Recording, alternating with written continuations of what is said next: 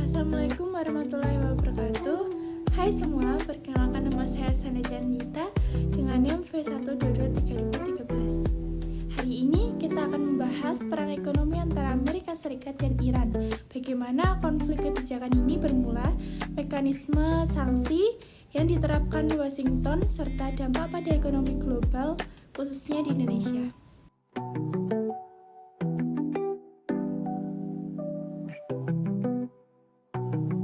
Yang pertama adalah latar belakang dan penyebab konflik. JCPOA dan kemunduran Amerika Serikat pada 2015, Iran mendatangi Joint Comprehensive Plan of Action, termasuk Amerika Serikat, sebagai upaya menahan program nuklirnya. Namun, pada Mei 2018, pemerintah Presiden Trump menarik diri dari kesepakatan ini, mengklaim Iran masih membiayai terorisme dan terus mengembangkan program rudal balistik. Kemudian penerapan sanksi. Setelah mundur dari JCPOA, Amerika Serikat memberlakukan sanksi primer pada ekspor minyak dan sektor keuangan Iran, serta sanksi sekunder yang memblokir perusahaan dari bank asing dari bertransaksi dengan Iran dengan ancaman dilarang berbisnis di Amerika Serikat. Kemudian ada mekanisme sanksi dan saluran transmisi ekonomi. Yang pertama, sektor energi. Iran adalah salah satu produsen minyak terbesar. Sanksi primer melarang ekspor minyak Iran sehingga pasokan global mengerut, menekan harga atau menimbulkan volatilitas tajam. Kemudian, perbankan dan SWIFT. Penutupan akses bank-bank Iran ke sistem perbankan global memutus arus pembayaran sehingga menurunkan kapasitas impor bahan baku serta investasi asing langsung ke Iran.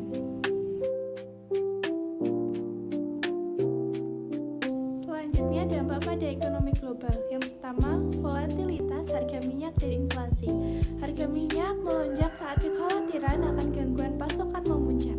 Misalnya sempat menembus 80-100 US dollar per barel saat adanya ancaman penutupan Selat Hormuz. Inflasi global naik seiring biaya energi naik, membuat biaya produksi di berbagai sektor terutama transportasi dan manufaktur yang pada akhirnya membebani konsumen dan menekan daya beli. Yang kedua, tenaga kerja. Sektor energi dan subsektor terkait misalnya kayak jasa pengiriman, konstruksi, kilang, merumahkan sebagai pekerja akibat proyek ditunda. Di negara-negara industri maju, ketidakpastian membuat perusahaan menunda perekrutan sehingga tingkat pengangguran naik menjelang laporan pekerjaan bulanan. Yang ketiga, relokasi industri. Perusahaan manufaktur pada energi mempertimbangkan relokasi ke wilayah dengan biaya energi yang lebih stabil, seperti Amerika Latin atau Asia Tenggara.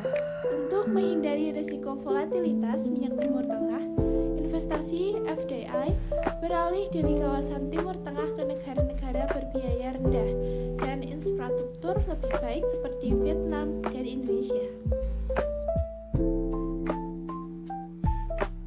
Selanjutnya, dampak pada ekonomi Indonesia. Yang pertama, minyak dan energi. Indonesia masih mengimpor sekitar 22,7 juta kilo minyak mentah dan 22,9 juta kilo produk jadi per tahun. Kenaikan harga minyak dunia otomatis menaikkan biaya impor, menekan anggaran subsidi energi, dan inflasi pada tingkat domestik. Pemerintah mencatat kenaikan harga minyak dari 70 hingga 78 US dollar per barrel.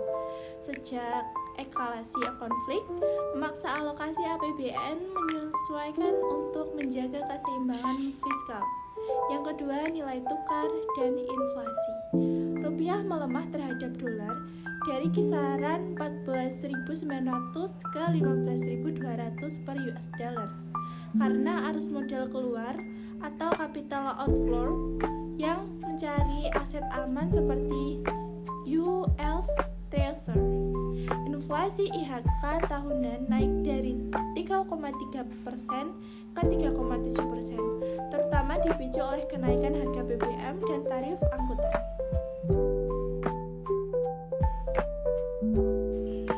Masih membahas dampak pada ekonomi Indonesia. Yang ketiga, ketenagakerjaan dan pengangguran. Sektor ekspor padat energi, misalnya pada industri petrokimia, menunda ekspansi sehingga beberapa pabrik melakukan PHK terbatas 0,5% tenaga kerja untuk mengurangi biaya operasional. Pada migran yang biasa bekerja di Timur Tengah atau bidang kelautan, konstruksi, kesehatan, menghadapi pemutusan kontrak karena proyek di Arab Saudi, UAE, dan negara Teluk lainnya ditunda atau dibatalkan. Yang keempat, relokasi dan peluang baru. Sejumlah investor manufaktur yang tadinya mempertimbangkan negara Teluk kini mengalihkan penetrasi ke ASEAN, yaitu Indonesia dan Vietnam karena stabilitas politik dan upah lebih kompetitif, membuka lowongan baru di sektor elektronik dan tekstil. Pemerintah memanfaatkan momentum ini dengan mempercepat insentif kawasan ekonomi khusus dan kemudahan izin investasi, berharap menyerap 100.000 pekerja baru dalam 2 tahun ke depan.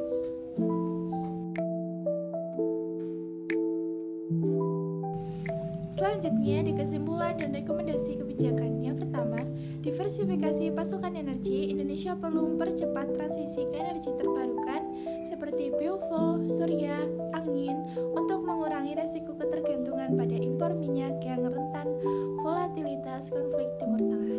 Yang kedua, penguatan pengaman sosial. Perluasan program seperti Kartu Prakerja dan BPJS Ketenagakerjaan seperti buffer bagi pekerja terdampak PHK dan migran yang pulang lebih awal. Selanjutnya, yang ketiga, promosi investasi sektor energi. Mendorong FDI ke sektor manufacturing, jasa digital, dan agrikultur yang relatif tahan guncangan harga energi melalui insentif fiskal dan perbaikan infrastruktur. Nomor 4, kerjasama multilateral. Mendukung diplomasi ASEAN dan G20 untuk meneram eskalasi geopolitik sambil mencari ruang dialog bagi Iran dan Amerika Serikat untuk mengurangi sanksi unilateral. Demikian materi tentang perang ekonomi Amerika Serikat Iran dan dampaknya terhadap ketenagakerjaan, pengangguran, upah, serta relokasi industri pada skala global di Indonesia. Jangan lupa like, comment, and subscribe this video.